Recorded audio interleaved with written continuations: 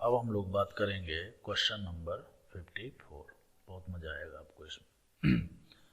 देखिए सबसे पहला नंबर तो SOCl2 दिया हुआ है। SOCl2 is the source of, आपको पता होना चाहिए Cl- का सोर्स होता है। ठीक है, कहने का मतलब बहुत सारे रिएक्शन आपने देखे हैं SOCl2 के द्वारा, तो इसमें Cl- ऐड होता है।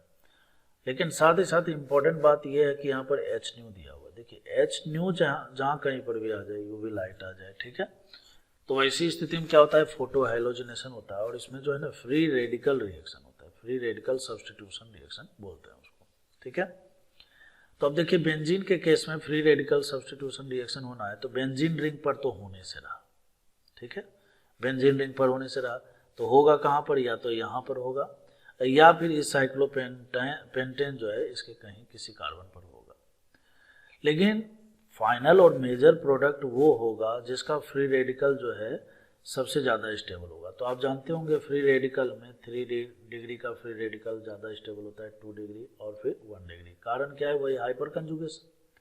अगर ये 3 डिग्री का फ्री रेडिकल बनाता है तो उसको हाइपर कंजुगेटिव अल्फा एच जो है उसको ज़्यादा मिलेंगे। ठीक है, तो उसका वहाँ पर हाइपर कंजुगेशन ज़्यादा होता है। ठीक है, खैर तो देखिए यहाँ पर ये वाला जो कार्बन है ये 3 डिग्री है, ये 1 डिग्री है और बाकी जितने भी कार्बन है ना यहाँ पर देखिए सारे 2 डिग्री है।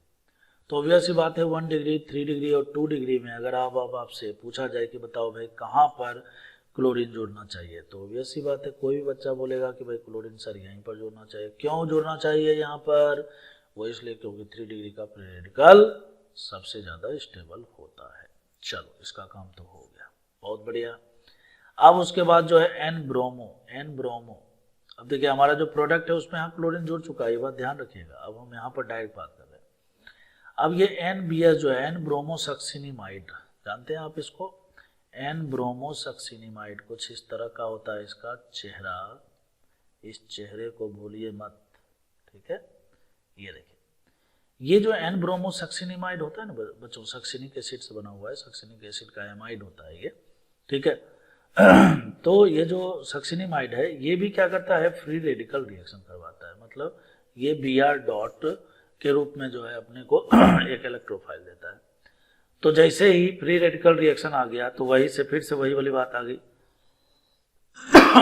कि इस बेंजीन रिंग पर जो है फ्री रेडिकल रिएक्शन तो होगा नहीं, तो होगा उसके अब आजू बाजू में लगे हुए कार्बन पर। तो ये 1 डिग्री है, ये 3 डिग्री है, ये 2 डिग्री है। ठीक है, तो बेंजीन के ठीक बगल वाला जो फ्री रेडिकल होगा वो ज़्यादा स्टेबल होगा, ना कि इस 2 डिग्री वाले पर। क्यों, सोचिए क्यों भाई। आपको लग रहा होगा कि ये 2 डिग्री वाला 1 डिग्री वाले ज़्यादा स्टेबल होना चाहिए, लेकिन यहाँ पर जो बनने वाला फ्री रेडिकल होगा उसको इस रिंग के द्वारा रेजोनेंस करने का भी तो मौका मिलेगा। समझ में आ रहा है, तो इसीलिए 1 डिग्री यहाँ पर खास करके वहाँ यहाँ पर इस पोजीशन पर जो 1 डिग्री का जो फ्री रेडिकल है it is more stable then 2 degree. तो बताइए ब्रोमो कहाँ पर जुड़ जाएगा, यहीं पर जुड़ेगा। ठीक है, तो अब तो हमें क्या है कि लगता है स्ट्रक्चर बनाना ही पड़ेगा, या एक बार और काम चला लें चलो एक बार और काम चला ही लेते हैं। तो यहाँ से बच्चों ये इस वाले पोजीशन पर हम लोग क्या करेंगे, ब्रोमीन जोड़ देंगे।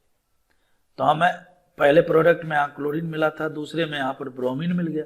ठीक है, अब तीसरे में बात करते हैं तीसरे में देखिए यहाँ पर SH- है। SH- is strong nucleophile. कैसा न्यूक्लियोफाइल है, स्ट्रॉन्ग न्यूक्लियोफाइल है।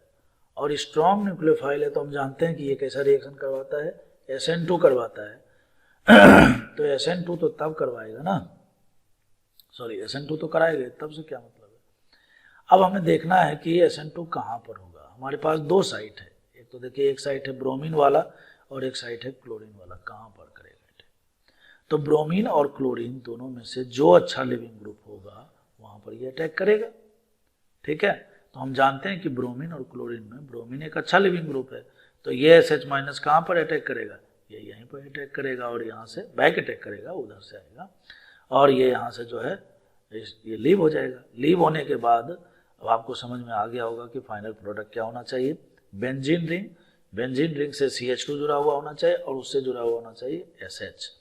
तो देखिए यहाँ पर ये और ये तो नहीं होगा, बेंजीन रिंग दोनों में SH नहीं दे रखा है, तो यहाँ पर ये दोनों में से अब नीचे वाले में आइए, तो नीचे वाले में देखिए ये ब्रोमो है और यहाँ पर क्लोरो है, तो क्लोरो वाला जो है हमारा आंसर होगा। ठीक है, मैं उम्मीद करता हूँ आपको समझ में आया होगा। नेक्स्ट क्वेश्चन हम लोग